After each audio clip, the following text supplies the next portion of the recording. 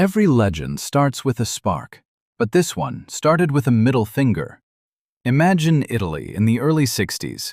The economy is booming, and at the top of the food chain sits one man, Enzo Ferrari. To own a Ferrari back then wasn't just about speed, it was about belonging to a godlike elite. Enzo didn't just sell cars, he sold status, and he treated his customers like they should be grateful to even touch his steering wheels. Now, meet Ferruccio Lamborghini. He's not a playboy, he's not a racer. He's a guy who grew up with grease under his fingernails. He built a tractor empire from the scrap metal of World War II. He's rich, he's loud, and he's tired of his Ferrari's clutch breaking every single week. One afternoon, Ferruccio drives his noisy Ferrari 250 GT straight to the factory in Maranello. He demands to see the Il Commendatore himself. He doesn't want an autograph. He wants to give Enzo some advice. He walks into the office and says, "Enzo, your cars are beautiful, but they are built with garbage parts. Your clutches are fragile. I use better ones in my tractors." The room goes silent. Enzo Ferrari looks at this peasant with pure contempt. He fires back with the insult that would change the world. "You are just a tractor driver. You know how to handle a plow, but you will never know how to drive a Ferrari properly. Go back to your fields and stay there." In that second, the Ferrari-Lamborghini war was born. Ferruccio didn't just walk out. He walked out with a plan to build a car that would make Enzo's Ferraris look like toys for children. To understand why Ferruccio was so confident, we have to look back. He wasn't just a businessman, he was a mechanical wizard. During the war, he was stationed on the island of Rhodes as the head of the Italian Air Force's experimental workshop. When parts didn't exist, he invented them. When engines blew up, he re-engineered them. After the war, Italy was a graveyard of broken tanks and military trucks. While everyone else saw trash, Ferruccio saw engines. He started Lamborghini Trattori. Within a decade, he was the tractor king of Italy. He had the money, he had the factory, and most importantly, he had a grudge. When Enzo called him a tractor driver, he didn't realize he was insulting the best mechanic in the country. Ferruccio went back to his workshop, pulled the clutch out of his Ferrari, and confirmed his suspicion. It was the exact same model he used in his tractors. He was paying 10 times the price for the same part. He realized Enzo was selling an image, but he was neglecting the engineering. Ferruccio decided right then, "I will build a GT car. It will have a V12. It will be faster than a Ferrari, and it will never, ever break." Ferruccio knew he couldn't do it alone. He needed the best minds. And lucky for him, Enzo Ferrari was a difficult man to work for. Ferrari had just fired a group of his top engineers after a massive internal fight. Ferruccio swooped in and hired them all. He got Giotto Bizzarini, the man who designed the legendary Ferrari 250 GTO. He got Gianpaolo Dallara. He gave them a simple mission. Build me a V12 engine that is more powerful than Ferrari's, but runs as smooth as a watch. The result was the 350 GT-V. When the car was unveiled at the Turin Auto Show in 1963, people were shocked. It was refined, it was elegant. It didn't have the raw, angry feel of a Ferrari. It felt like the future. But Ferruccio was just warming up. He wanted to do something radical. At the time, all supercars had the engine in the front. His engineers wanted to put the engine in the middle, like a racing car. Ferruccio originally hated the idea. He thought a mid-engine car would be too loud and uncomfortable for his customers. But his team built a chassis in secret.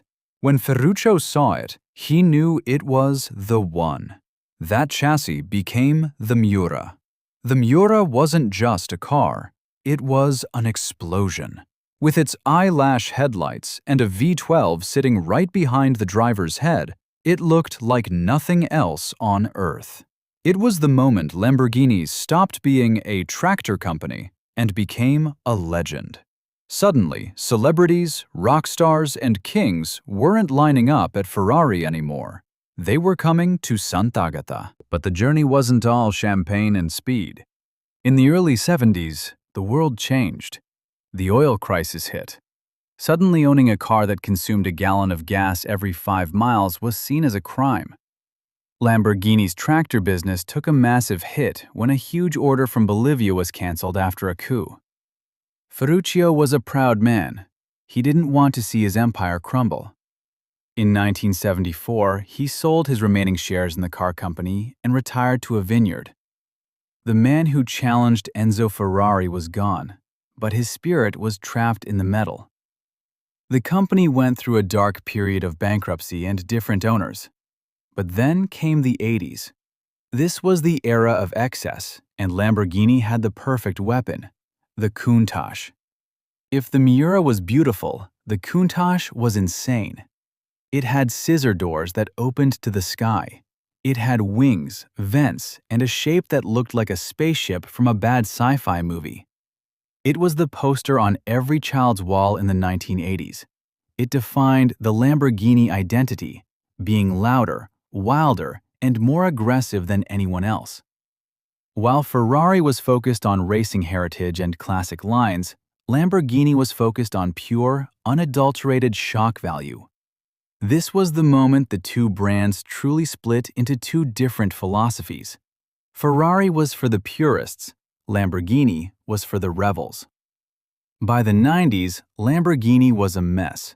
It was owned by Chrysler for a while, then by an Indonesian investment group. Quality was dropping, and the cars were becoming beautiful disasters, unreliable and dangerous to drive. Then came 1998. Audi, under the Volkswagen Group, bought Lamborghini. The purists cried. They thought German ownership would kill the Italian soul. They were wrong. Audi did for Lamborghini what Ferruccio always wanted. They made the cars reliable. They brought the Murcielago, then the Gallardo. For the first time, you could drive a Lamborghini every day without it catching fire at a red light. Today, Lamborghini is more profitable than ever. They have the Urus, the SUV that purists hated but the market loved.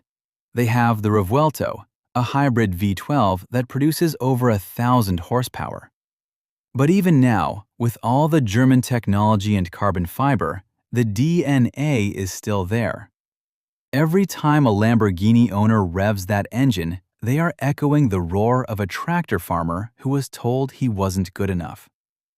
So, what happened to Enzo? He never publicly apologized. He remained arrogant until the day he died. But deep down, he knew. He knew that his one insult created the only rival that could ever truly threaten the throne of Maranello. Ferruccio Lamborghini passed away in 1993.